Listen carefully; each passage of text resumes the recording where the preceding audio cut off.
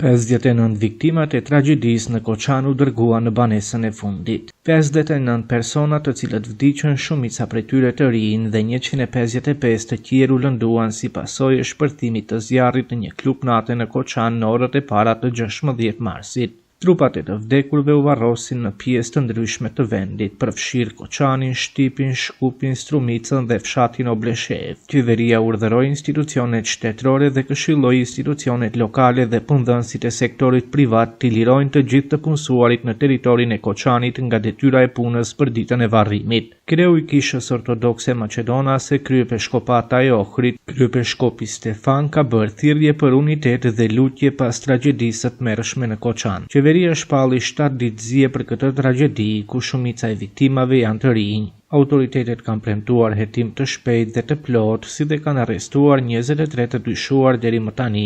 Autoritetet kanë zbuluar se klubi operonte në mënyrë të paligjshme, nuk kishte dokumente të vlefshme për punë, nuk dispononte leje për përdorimin e piroteknikës dhe nuk kishte nënshkruar kontratë me grupin muzikor. Ndër shkeljet e konstatuara është edhe lejimi i të miturve në klub. Rreth 500 njerëz ndodheshin në klubin e natës ku zjarri shpërtheu teksa bendi ADN po performonte. Ndërkohë të gjithë të lënduarit në zjarrin e Koçanit po mjekohen në vend dhe në qendra të specializuara mjekësore jashtë vendit.